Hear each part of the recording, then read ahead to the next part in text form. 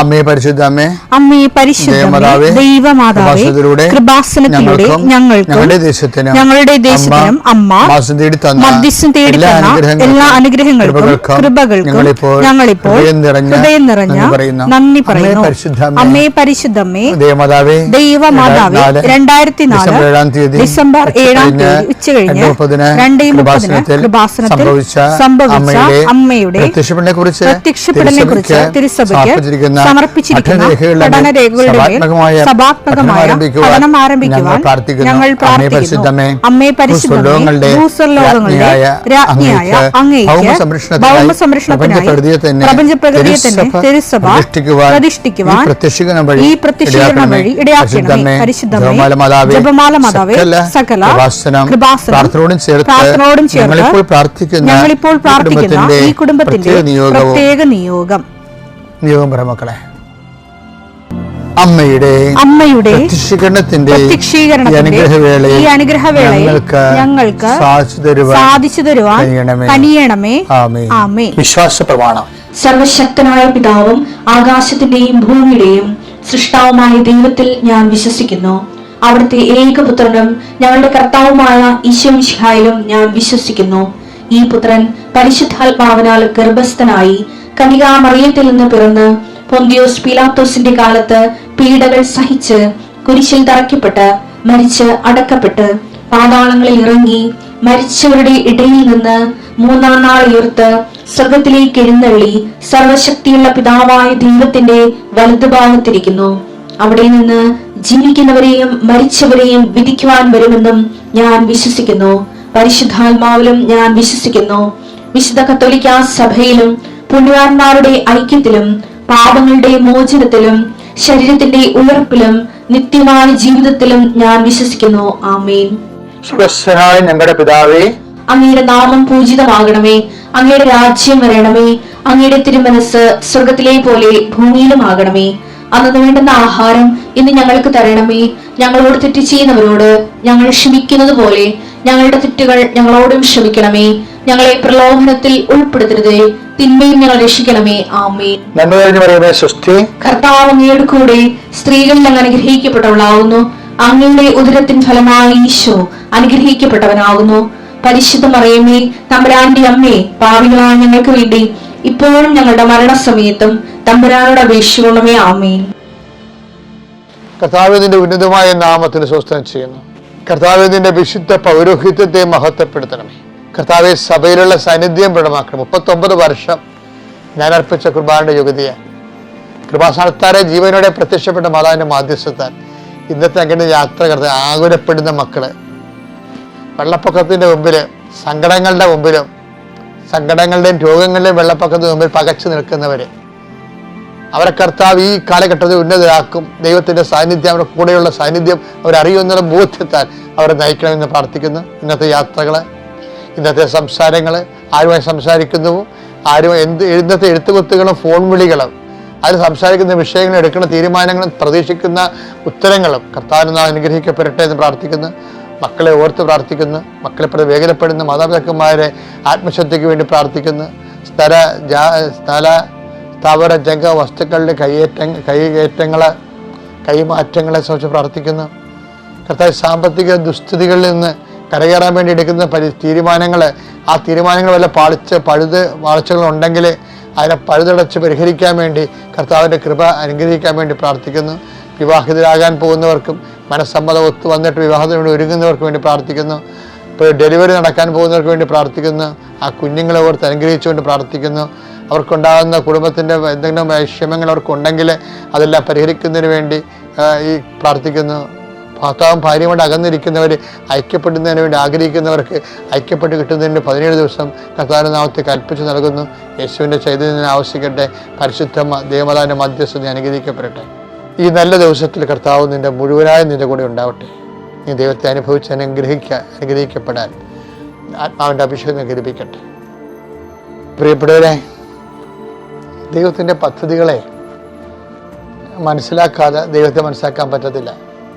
അല്ലെങ്കിൽ നമ്മുടെ ജീവിതത്തിൽ ഉണ്ടാകുന്ന അനുഭവങ്ങളെ മനസ്സിലാക്കണമെങ്കിൽ ദൈവത്തെ മനസ്സിലാക്കണം. തിരിച്ചു പറഞ്ഞാൽ അനുഭവങ്ങളെ മനസ്സിലാക്കാൻ കഴിഞ്ഞാൽ ദൈവത്തെ മനസ്സിലാക്കാൻ എളുപ്പമാണ്.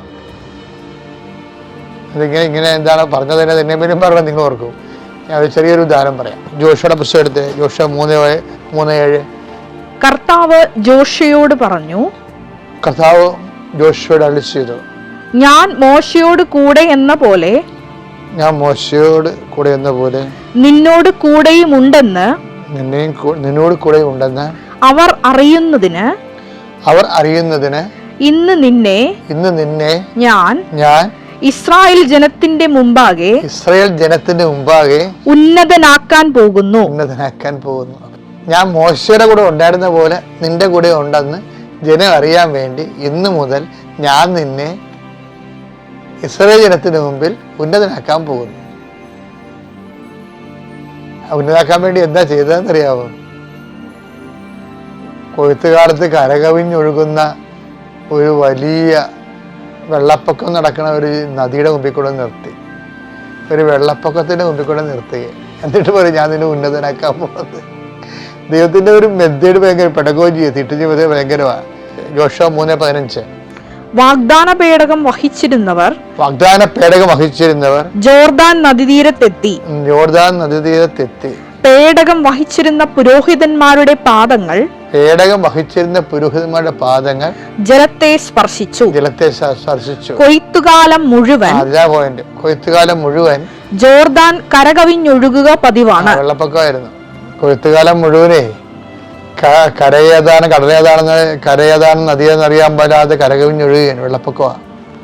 ഇപ്പൊ ജോഷുവയെ ഒരു വെള്ളപ്പൊക്കത്തിന് മുമ്പിൽ കൂടെ നിർത്തിയിട്ടാണ് പറയണതാണ് ഞാൻ നിന്നെ ഉന്നതനാക്കാൻ പോകണമെന്നാണ്. ദൈവത്തിന്റെ ഒരു സ്റ്റൈൽ അതാണ്. നമ്മുടെ ജീവിതത്തിലെ നമ്മൾ പകച്ചു നിൽക്കുന്ന ദുരന്ത മുഖത്ത് കൊണ്ട് നിർത്തിയിട്ട് നമ്മളോട് പറയണത് എന്താണെന്നറിയാമോ? ഞാൻ നിന്നെ ഉന്നതനാക്കാൻ പോകുന്നു. ഇതൊരു മെത്തേഡാണ്. ചില അയ്യോഭാവികൾ ഇത് കണ്ടിട്ട് പേടിച്ച് പറച്ച് പ്രാർത്ഥന കുറച്ച് കുർബാനയില്ലാതെ പിന്തിരിഞ്ഞ് പഴയ കാലത്തേക്ക് പിന്തിരിഞ്ഞ് ഓടുക. അവൻ മോശസ് മരിക്കാൻ നേരത്തെ ജോഷുവോട് പറഞ്ഞായിരുന്നു. എന്താ പറഞ്ഞത്? നീ പിന്തിരിഞ്ഞ് ഓടരുത്, പകരം എന്ത് ചെയ്യണം? ഈ വെള്ളപ്പൊക്കമൊക്കെ കാണുമ്പോഴേ പിന്തിരിഞ്ഞ് ഓടരുത്. എന്ത് ചെയ്യണം? ശക്തനും ധീരനുമായിരിക്കുക. ജോഷുവ 1:9 ശക്തനും ധീരനുമായിരിക്കണമെന്നും ഭയപ്പെടുകയോ പരിഭ്രമിക്കുകയോ ചെയ്യരുതെന്നും നിന്നോട് ഞാൻ കൽപ്പിച്ചിട്ടില്ലയോ? നിന്റെ ദൈവമായ കർത്താവ് നീ പോകുന്നിടത്തെല്ലാം നിന്നോട് കൂടെ ഉണ്ടായിരിക്കും. ദൈവം നിന്നോട് കൂടെ ഉണ്ടായിരിക്കും. അപ്പൊ കൂടെ ഉണ്ടാകുന്നതിന്റെ ഒരു അടയാളമാണ് ഈ വെള്ളപ്പൊക്കം. മനസ്സിലായ? നിങ്ങൾ നോക്കരുത് കൂടെ ഉണ്ടാകേണ്ട ചേർത്ത് പിരിക്കേണ്ട ചോന്നുണ്ടാക്കിയെന്നൊക്കെ പറയല്ലേ. ഒരു ചോക്കലും ഇല്ല. കൂടെ ഉണ്ടെന്ന് നമ്മൾ അറിയിക്കണത് ഇതുപോലെയുള്ള രോഗങ്ങൾ, കടങ്ങൾ, വെള്ളപ്പൊക്കങ്ങൾ, നിക്കക്കളില്ലാത്ത അവസ്ഥകൾ ഒക്കെ സൃഷ്ടിച്ചുകൊണ്ടാണ് ഞാൻ നിന്നെ ഉന്നതനാക്കാൻ പോകുന്നത്, ഇസ്രായേൽ ജനത്തെ മനസ്സിലാക്കാൻ വേണ്ടി. അപ്പോൾ ഈ മെത്തേഡിനെ കുറിച്ചൊക്കെ വ്യക്തത ഉണ്ടാകണം. ശരിക്കും ദൈവമായിട്ട് സഞ്ചരിക്കുന്നത് നമ്മൾ നാട്ടുകാരുമായി സഞ്ചരിക്കണ പോലെ അല്ല. അതിൻ്റെതായിട്ടുള്ള ചില മെത്തേഡുകളുണ്ട്. ആ സുവിശേഷം നമുക്ക് നൽകുന്ന വരച്ചിട്ടിരിക്കുന്ന അത് വഴി അതാണ്. സുവിശേഷം വരച്ചിട്ടൊരു വഴിയുണ്ട്.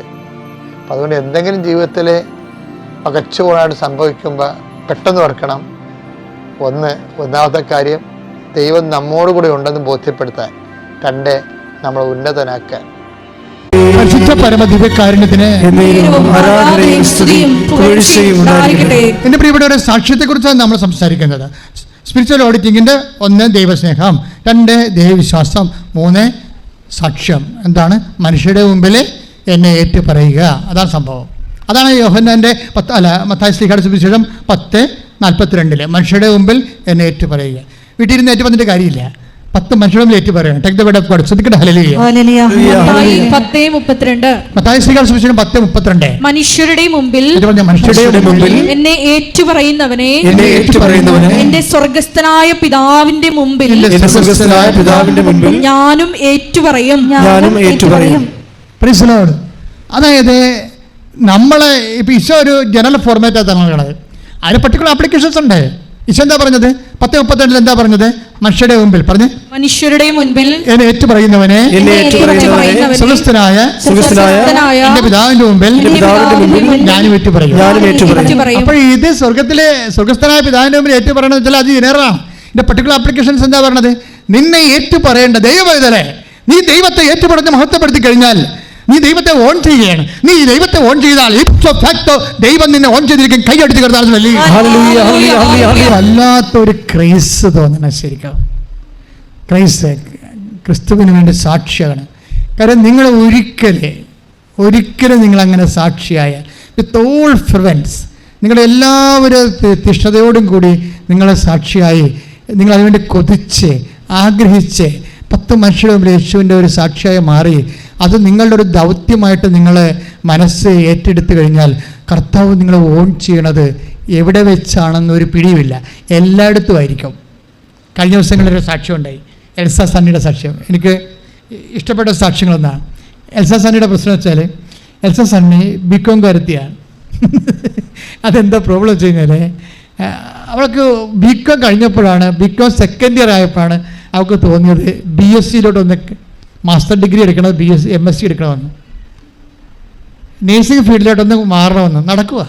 നിങ്ങൾക്കറിയാമല്ലോ നടക്കത്തില്ലെന്ന്. ഒരു ആർട്ട് സ്റ്റുഡൻറ്റ് അല്ലെങ്കിൽ കൊമേഴ്സ് സ്റ്റുഡൻറ്റ് എങ്ങനെയാണ് പെട്ടെന്ന് സയൻസ് സ്റ്റുഡൻ്റ് ആകണത്?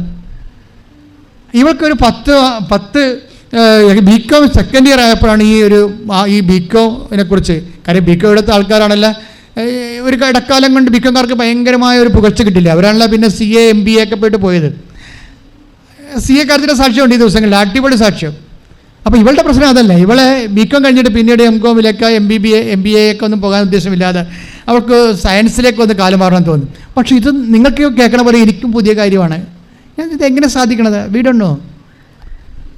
പക്ഷേ ഇവളുടെ അമ്മയോട് വന്ന് ഇവളോട് പറയും, എന്താ പറയണത്? എൽസ പറയും, എനിക്കൊന്ന് നേഴ്സിങ്ങിലേക്ക് മാറിയാൽ കൊള്ളാമെന്നുണ്ടെന്ന് പറയും. അപ്പോഴോ അമ്മ 10ാം ക്ലാസ് വെച്ച് ഇവളോട് പറയണതാണ്, നിൻ്റെ ഫീൽഡ് നേഴ്സിംഗ് ആണ്, ഞങ്ങളോട് മാറിക്കൊള്ളാൻ പറയുമായിരുന്നു. പക്ഷെ അന്ന് അവൾക്ക് ഇഷ്ടമില്ലായിരുന്നു ആ ഫീൽഡ്. കാര്യം അത്ര കൊച്ചു ഫീൽഡ് അല്ലല്ലോ അത്. ഭയങ്കര കഷ്ടപ്പാടും നല്ല ക്ഷമയും നല്ല നൈറ്റും പിന്നെ രോഗവും പഴുപ്പും വേദനയും കാറൽ വേണ്ടല്ല. നമ്മൾ തന്നെ ആശുപത്രിയിൽ പോയി ഒരാഴ്ച താമസിക്കാൻ മനസ്സിലാവും എഴുത്തുമാരാരാണെന്ന്. പ്രത്യേകിച്ച് രാത്രിയും പകലും വർക്ക് ചെയ്യുന്നവരും തിയേറ്ററിൽ നിൽക്കുന്നവരും എക്സ്റേ നിൽക്കുന്നവരും IC നിൽക്കുന്നവരും കാലൊക്കെ ഇരിക്കണ ഇരിപ്പ് കണ്ടുകഴിഞ്ഞാൽ ഞെട്ടിപ്പോവും. മൊത്തം ഇങ്ങനെ AC നിൽക്കല്ലേ, ചിലക്ക് AC അലർജി പോലും ആയിരിക്കും. അപ്പോൾ ഇങ്ങനെ ഉള്ളത് കൊണ്ട് ഇവർക്ക് താല്പര്യമില്ലാഞ്ഞത്. പക്ഷേ ഈ ബികോം സെക്കൻഡ് ഇയർ ആയപ്പോൾ പുള്ളിക്കാരത്തേക്ക് നേഴ്സിംഗ് എടുക്കണമെന്ന് പറഞ്ഞാൽ, പക്ഷെ അത് നടക്കത്തില്ല. അമ്മയോട് വന്ന് പറയും, എനിക്ക് നേഴ്സിംഗ് എടുക്കണമെന്ന് പറയും. ഉടനെ അമ്മ വളരെ കൂളായിട്ട് പറയും, എന്താ പറയണത്? ഞാൻ 10ാം ക്ലാസ് പോലെ നിനക്ക് വേണ്ടി പ്രാർത്ഥിക്കുന്നതാണ് നീ നേഴ്സിംഗ് ഫീൽഡിലേക്ക് വരാൻ. അത് ഇപ്പോഴെങ്കിലും കർത്താവ് തോന്നിച്ചല്ല. അപ്പോൾ നിങ്ങൾ ഓർക്കും അമ്മയ്ക്ക് ബോധമില്ലായിരിക്കും, ഇങ്ങനെയുള്ള ബികോം കാര്യത്തിന് നേഴ്സിങ്ങിന് പോകാൻ പറ്റത്തില്ലെന്ന് അമ്മയ്ക്ക് അറിയാൻ പാടില്ലാത്തതുകൊണ്ടാണ്. അങ്ങനെയൊന്നുമല്ല, അവർ പറയുന്നതിൻ്റെ കാര്യം കർത്താവിൻ്റെ മുമ്പിൽ അതിന് മാർഗമുണ്ടെന്ന്. വിശ്വാസി അങ്ങനെ വിശ്വസിക്കണത്, മനസ്സിലായ? വിശ്വാസി ബുദ്ധി കൊണ്ടല്ല വിശ്വസിക്കണത്, വിശ്വാസി ഹൃദയം കൊണ്ടാണ് വിശ്വസിക്കണത്. കൈ ഇട്ടിച്ച് കർത്താൻ പേടി വരാതിരിക്കാൻ വേണ്ടി നിങ്ങൾ എന്തെങ്കിലും സംഭവങ്ങളൊക്കെ ക്രിസ്തുവിൻ്റെ ചൈതന്യത്തിൽ നിരക്കാത്തത് ശരീരത്തിൽ ധരിച്ചിട്ടുണ്ടെങ്കിൽ നിങ്ങളത് എടുത്ത് കളയണം. നിങ്ങൾ അനുഗ്രഹിക്കപ്പെടാതിരിക്കുന്നതിൻ്റെ പ്രധാനപ്പെട്ട കാരണങ്ങളൊന്ന് നിങ്ങൾ പല വള്ളങ്ങളെ ചവിട്ടി നിൽക്കുന്നത് കൊണ്ടാണ്. ശ്രദ്ധിക്കണേ, അത് കളയുമ്പോൾ നിങ്ങൾക്ക് മനസ്സിലാകും. അല്ല, അതില്ലാതെ തന്നെ ഈശോ നിങ്ങളെ ശക്തിപ്പെടുത്തി നിർത്തണത്.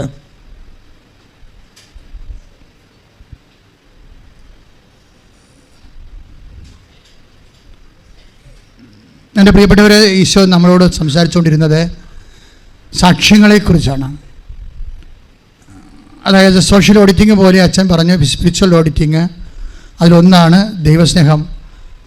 നമ്മളിതെല്ലാം ചെയ്യണത് ദൈവസ്നേഹത്തിൻ്റെ ഇന്ധനം ഉപയോഗിച്ചാണ്. രണ്ടാമത് ഈശോ പറഞ്ഞത് വിശ്വാസത്തെ, what capacity you have to ask kind of questions. അതായത് ഇത് നിങ്ങൾക്ക് ചെയ്തു തരാൻ എനിക്ക് കഴിയുമെന്ന് നിങ്ങൾ വിശ്വസിക്കുന്നുണ്ടോ എന്ന് ചോദിച്ചു കഴിഞ്ഞാൽ ഈശോ ആ ഒരു അസസ്മെൻറ്റിന് തയ്യാറാകാൻ പറയുകയാണ്. നിങ്ങളുടെ വിശ്വാസം നിങ്ങൾ അസസ് ചെയ്യാൻ പറഞ്ഞിരിക്കുകയാണ്. അതിനുശേഷം ഈശോ പറഞ്ഞത് സാക്ഷ്യത്തെക്കുറിച്ചാണ്. നമ്മുടെ അസസ്മെൻറ്റ് വർത്തിക്കുന്നത് ഒരു കാര്യം സാക്ഷ്യമാണ്. സാക്ഷ്യം നിങ്ങൾക്ക് പറയാൻ കഴിഞ്ഞാൽ മനുഷ്യരുടെ മുമ്പിൽ നിങ്ങളത് ഏറ്റുപറഞ്ഞ് ദൈവത്തെ മഹത്വപ്പെടുത്തുമ്പോൾ നിങ്ങൾ ദൈവത്തിന് വേണ്ടി ജീവിക്കുന്ന ആളാകും. ദൈവത്തിൻ്റെ സദ്വാർത്തകളും ദൈവത്തിൻ്റെ സാന്നിധ്യവും അത് മറ്റു ജനങ്ങളിലേക്ക് കൈമാറുന്ന ഒരു വ്യക്തിയായിട്ട് മാറുമ്പോൾ you will claim the on relative of God. ദൈവത്തിൻ്റെ ഒരു സ്വന്തമായി മാറും. കാര്യം ദൈവത്തിന് പ്രയോജനമുള്ളവരായി മാറുന്നതും ദൈവത്തിനെ അടിസ്ഥാനപ്പെടുത്തി ജീവിക്കുമ്പോൾ നമ്മൾ പലരെയും, ഇപ്പം നിങ്ങൾ തന്നെയും പലരെയും അടിസ്ഥാനപ്പെടുത്തിയാൽ നിങ്ങൾ ജീവിക്കണം, അല്ലേ? അമ്മമാരാണെങ്കിൽ മക്കളെ അടിസ്ഥാനപ്പെടുത്തിയാണ് ജീവിക്കുക. എങ്ങനെയെങ്കിലും അതുങ്ങളെ ഒന്ന് പറക്കം മുറ്റിച്ചെടുക്കണം എന്നാണ് അമ്മമാർ കഷ്ടപ്പെട്ട് അവരെ പഠിപ്പിക്കുകയും ഉറക്കം നിൽക്കുകയും ചെയ്യണത്. ഇത് തന്നെ അപ്പന്മാരും കുടുംബം നോക്കാൻ വേണ്ടി. അപ്പോൾ ഒരു അടിസ്ഥാനമുണ്ട് എല്ലാത്തിനും. ഇതുപോലെ നിങ്ങളുടെ ജീവിതത്തിൽ ഒരു അടിസ്ഥാനം ഉണ്ടാകണം. എന്താണ്? ദൈവത്തിന് അടിസ്ഥാനപ്പെടുത്തണം. നിങ്ങൾ ദൈവത്തിന് അടിസ്ഥാനപ്പെടുത്തണം. ഒരു ദിവസം ദൈവത്തിന് വേണ്ടി, ദൈവത്തെ ഓർത്ത്, ദൈവമായിട്ടൊരു ബന്ധത്തിൻ്റെ അടിസ്ഥാനത്തിൽ ഞാൻ എന്തെങ്കിലും ഒരു സാക്ഷ്യം വഹിച്ചിരിക്കണം. ഉടമ്പടി നിങ്ങൾ അതിന് ഭയങ്കരമായിട്ട് സഹായിക്കുന്നുണ്ട്. പക്ഷേ അടയാളം കിട്ടിക്കഴിഞ്ഞാൽ യു മസ്റ്റ് പാസ് ഇറ്റ്. അത് നിങ്ങളത് പാസ് ചെയ്യണം മറ്റുള്ളവരിലേക്ക്.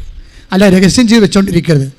ഇപ്പം തന്നെ നിങ്ങൾക്കറിയാമല്ലോ, നിങ്ങളോട് തന്നെ പലരും പറഞ്ഞിരിക്കണത് മൗത്ത് ടു മൗത്തായിട്ടാണ് പറഞ്ഞിരിക്കണം, അല്ലേ? പത്രമൊക്കെ നിങ്ങൾ അറിയുന്നുണ്ട്, കൃപാസനത്തിൻ്റെ യൂട്യൂബ് ചാനൽ നിങ്ങൾ കാണുന്നുണ്ടെങ്കിലും അതിൻ്റെ 3 ഇരട്ടി പേരാണ് നാക്കുകൊണ്ട് മറ്റുള്ളവരോട് അമ്മയെക്കുറിച്ചും ഉടമ്പടിയെക്കുറിച്ചൊക്കെ പറയണം, അല്ലേ? അതെല്ലാം സാക്ഷ്യം തന്നെയാണ് അത് പറയണം. പക്ഷെ നിങ്ങൾക്ക് അറിയണം അത് നിങ്ങൾ ദൈവസ്നേഹത്തോടെയാണ് പറയണമെന്ന് അറിയണം. ദൈവസ്നേഹത്തോടെയാണ് നിങ്ങളത് പറയണത്. ഒന്ന് മക്കളൊന്ന് പ്രാർത്ഥിച്ച് നെഞ്ചത്ത് വെച്ചുകൊണ്ട്, കർത്താവേ ഞാൻ ഒത്തിരി പേരോട് ഇതിന്റെ അടയാളങ്ങളെ കുറിച്ച് പറഞ്ഞിട്ടുണ്ട്.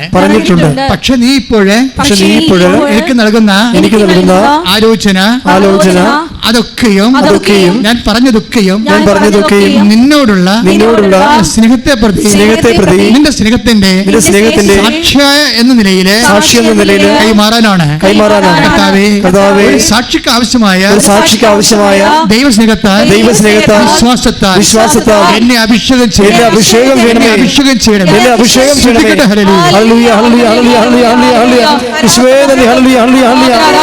മത്തായി 11:4 യേശു പറഞ്ഞു, നിങ്ങൾ കേൾക്കുന്നതും കാണുന്നതും പോയി യോഹന്നാനെ അറിയിക്കുക.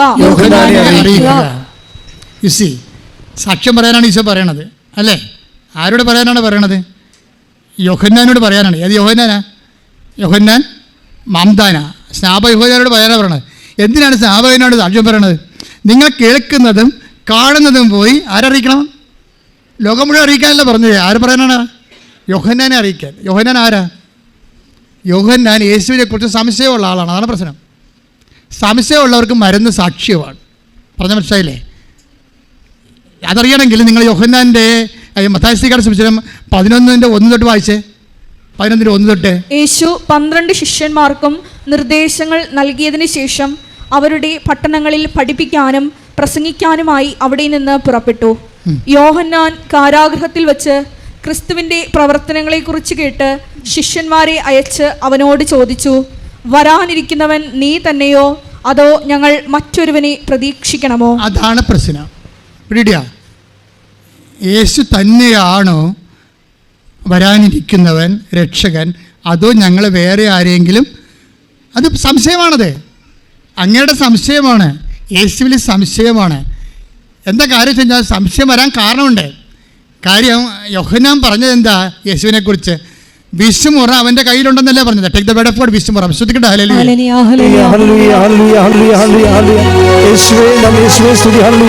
മത്തായി 3:11 വീശുമുറം അവന്റെ കയ്യിലുണ്ട്.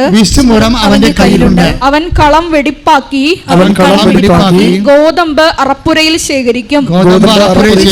പതിര് കെടാത്ത തീയിൽ കത്തിച്ചു കളയുകയും ചെയ്യും. കെടാത്ത തീ വന്ന കണ്ടില്ലേ? അതെന്താ സംഭവം? പതിരെവിടെ കത്തിച്ച് കളയണത്? നമ്മളൊക്കെ പതിര് കത്തിച്ച് കളയണത് എവിടെയാണ്? കെടുന്ന തീയിലാണ്. ഇതെന്താ? പതിര് കത്തിച്ച് കളയണത് എവിടെയാണ്? കെടാത്ത തീയിലാണ്. കെടാത്ത തീ എന്താ? Take the bed for reference. കെടാത്ത തീ. ശ്രദ്ധിക്കട്ടെ.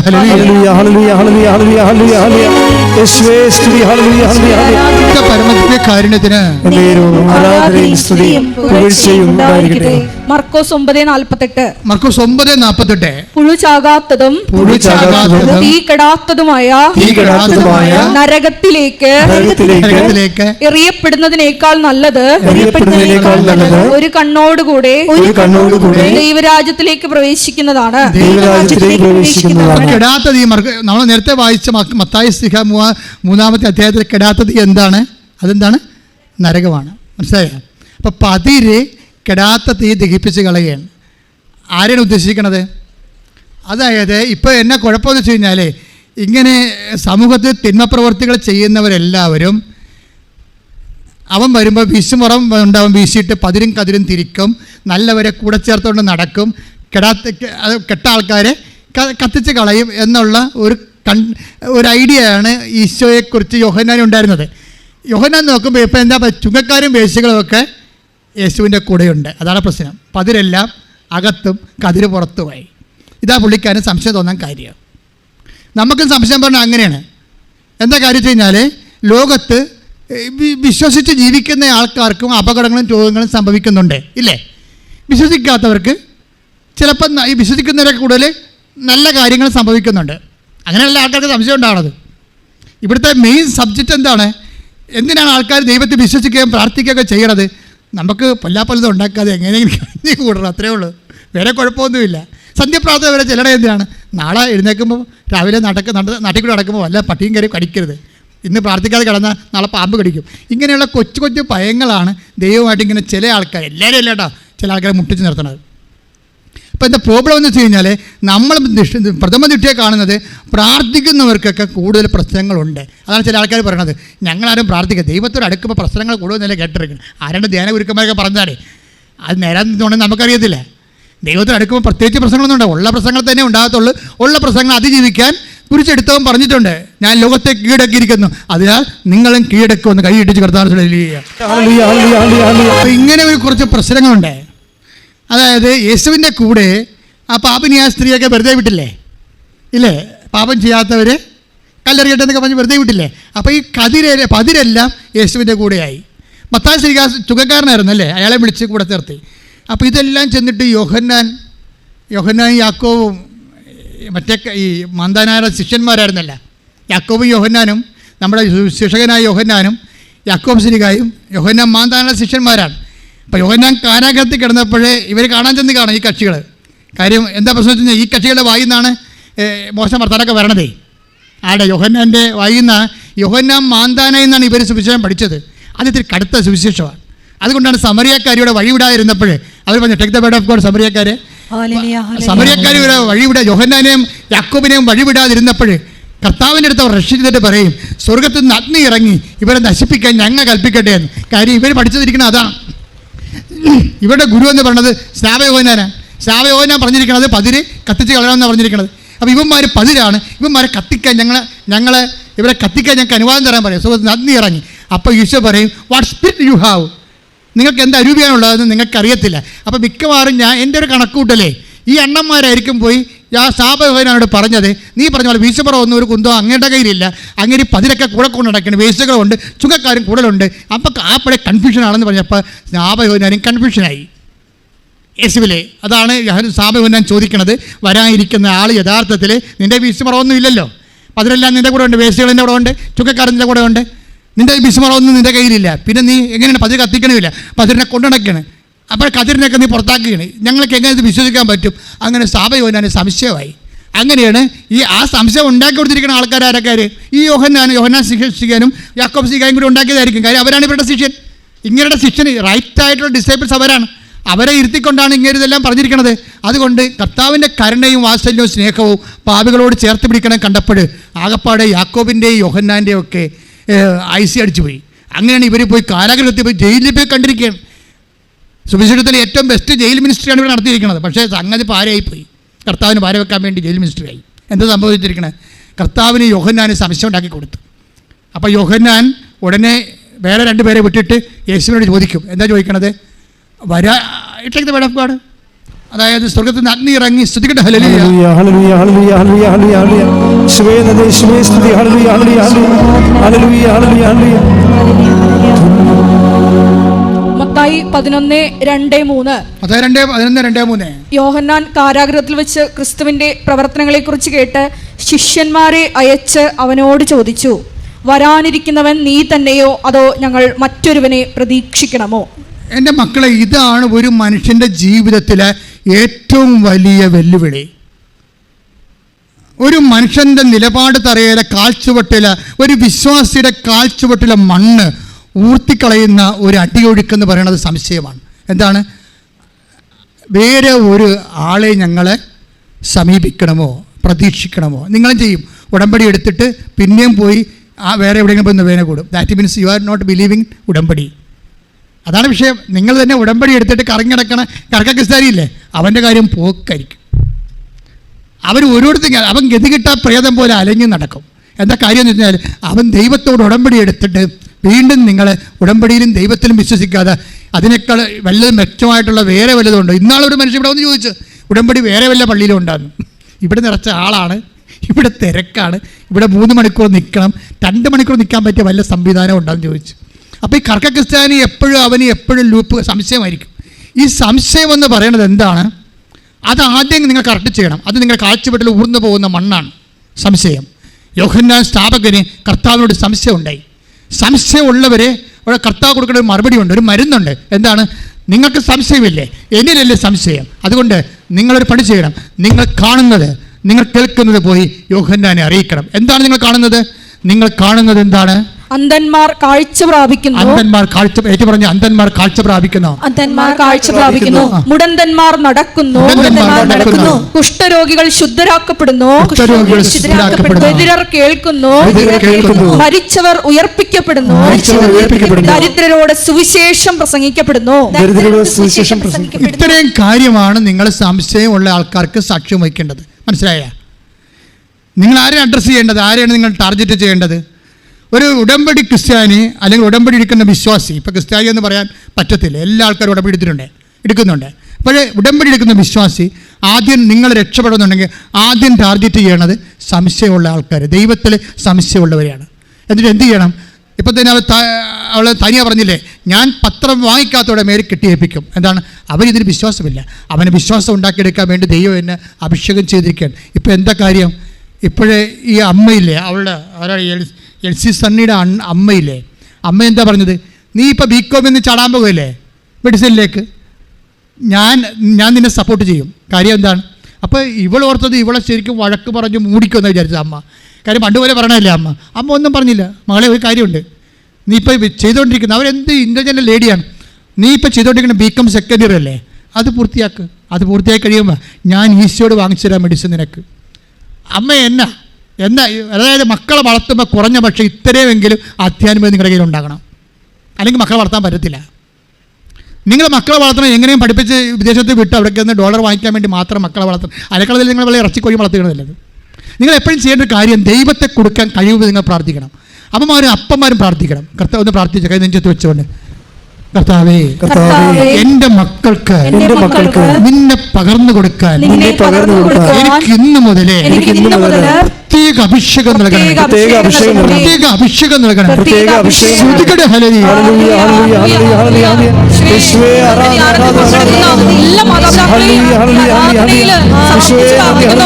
വിശ്വാസ കൈമാറ്റത്തിന്റെ ഉപകരണങ്ങളാക്കണമേ എന്ന് പ്രാർത്ഥിക്കുന്നു.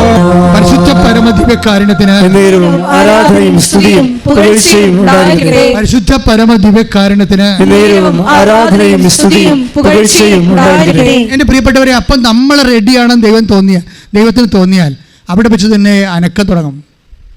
ഇപ്പോൾ ചില ആൾക്കാർ എൻ്റെ അടുത്ത് വന്നിട്ട് പറയും, ഈ പരീക്ഷയ്ക്ക് എഴുതാൻ പോകുന്ന ആൾക്കാർ എന്നെ കാണാൻ പറ്റുമ്പോൾ അവർക്ക് ഹോൾ ടിക്കറ്റ് കാണാൻ പറ്റുമല്ലോ.